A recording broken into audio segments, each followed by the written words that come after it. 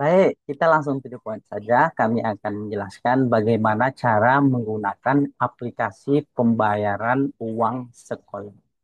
Sebenarnya, menggunakan aplikasi ini hanya dua langkah utama. Langkah yang pertama, kita isi data-data yang diperlukan terlebih dahulu. Pertama, isi data sekolahnya, klik entry data sekolah, sesuaikan nama, alamat, dan seterusnya. Berikutnya diisi data siswa.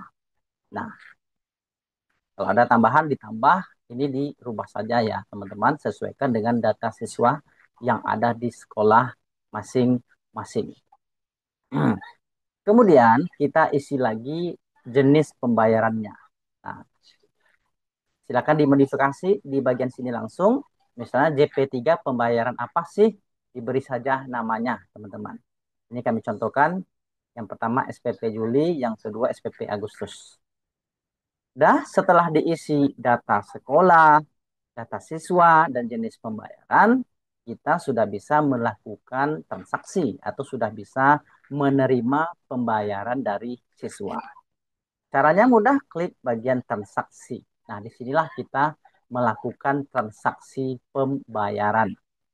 Misalkan kita contohkan tanggal sekarang, nah gitu ya.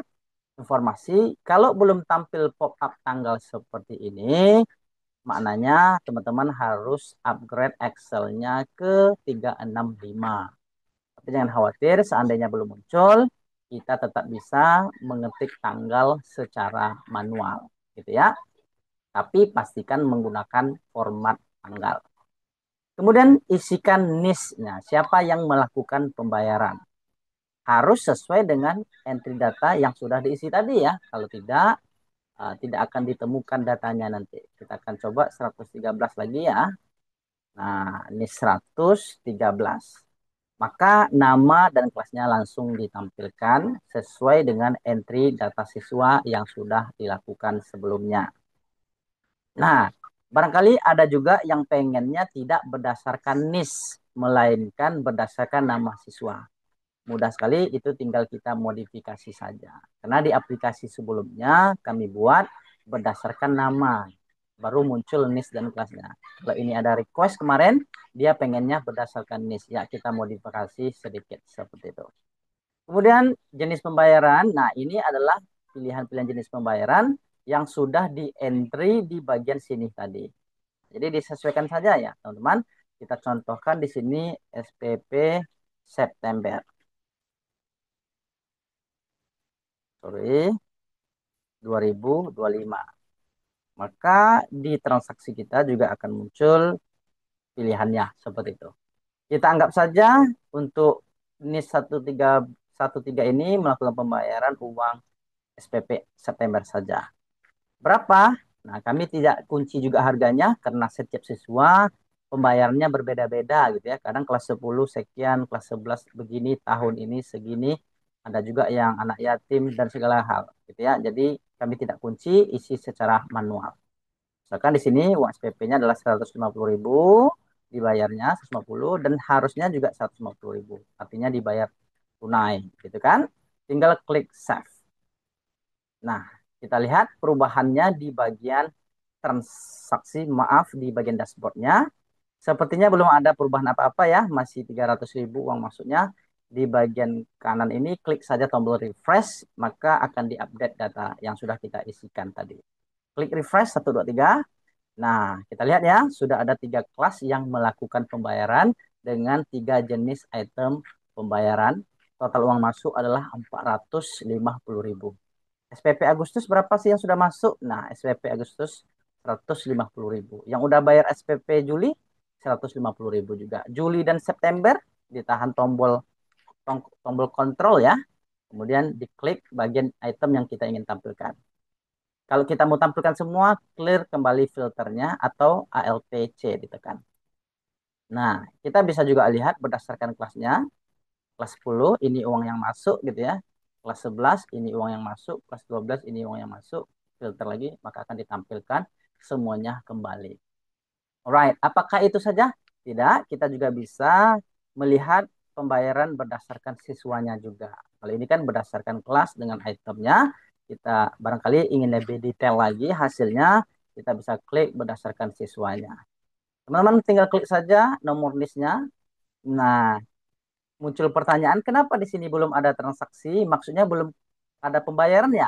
Padahal kalau nggak salah tadi siswa dengan list 11 itu sudah ada melakukan pembayaran tadi, betul nggak?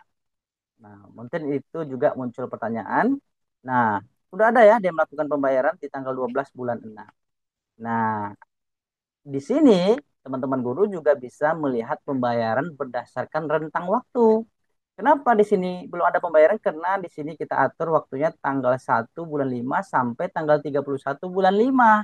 Sementara NIS 11 ini dia melakukan pembayaran tadi di tanggal 12 tadi ya. Berarti kita bisa tampilkan berdasarkan rentang tanggalnya juga.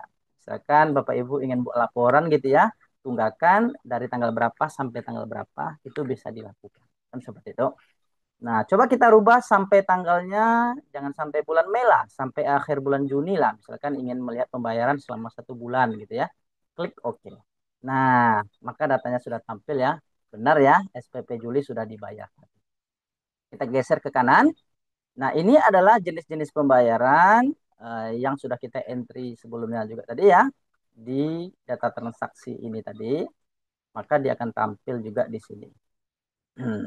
Sekiranya, misalkan siswa 11 ini, karena setiap siswa kan beda-beda kadang ya, yang harus dibayarnya gitu ya. Misal siswa 11 ini nggak mesti membayar jenis pembayaran yang ke-20. Rubah saja menjadi angka 0. Oke, maka perhatikan di sini dia tidak termasuk tunggakan. Karena nggak mesti dibayar. Gitu ya. Kita coba juga jenis pembayaran 19 nggak juga harus dibayar. Misalkan di semester ini nggak harus dibayar gitu loh. Misal berubah menjadi angka 0, maka dia juga tidak termasuk tunggakan. Ya, perubahan angkanya juga berubah.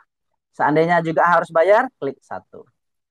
Nah, ya, klik 1, maka dia akan dihitung sebagai tunggakan. Adapun nilai pembayarnya disesuaikan saja. Ya, teman-teman, JP4 itu berapa sih harusnya? Ini Rp5, Rp6. Ini data fiktif ya, tinggal dirubah saja. Coba saya ganti 5 ini menjadi seharusnya 50.000. Di total tunggakan ini akan bertambah secara otomatis ya hutangnya gitu ya. Tunggakannya 50.000. Coba lihat perubahannya. Nah, dia akan bertambah. Jadi sesuaikan.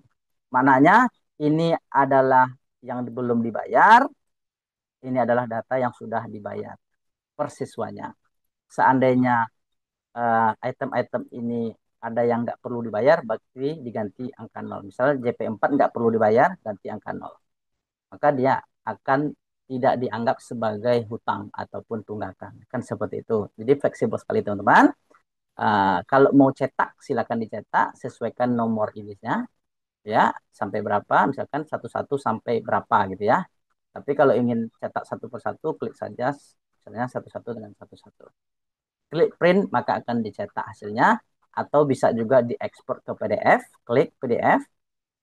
Nah, oke. Sekarang sudah tersimpan ke PDF-nya. Kita cek. Nah, ini dia teman-teman datanya yang sudah kita buatkan tadi. Nah, dia langsung tersimpan di mana, di lokasi di mana file tersebut kita simpan. Nah, jadi tinggal dilaporkan kepada orang tua. Ini total pembayaran yang sudah dilakukan dan ini yang belum dilakukan, total tunggakannya segini. Yang lebih enak ya laporan kita. Alright, kami rasa ini ya sesimpel itu cara menggunakan aplikasinya. Seandainya ada apa namanya modifikasi-modifikasi sedikit, kita tinggal sesuaikan saja teman. Ini limit jenis pembayarannya tidak ada, limit jumlah siswanya juga tidak ada. Tapi tentu semakin banyak siswanya, bisa jadi semakin loadingnya semakin lebih berat lah, tergantung spesifikasi laptop kita. Kan gitu. Sekarang kita kembali ke transaksi, kita nolkan kembali, hati-hati, kita delete transaksi misal ya. Nah, hati-hati, kalau nggak perlu lagi datanya, kita klik yes, maka transaksi akan dihapus semua. Yes. Nah, kita kembalikan ke nol kembali teman-teman, karena ini mau digunakan dari nol kan gitu. Kita kembali ke dashboard. Nah, kenapa masih ada nih pembayaran? Karena kita lupa menekan tombol refresh-nya. 1, 2, 3, maka kembali ke nol. Jadi sini sebenarnya kita juga bisa lihat pembayaran berdasarkan waktu tanggal ya.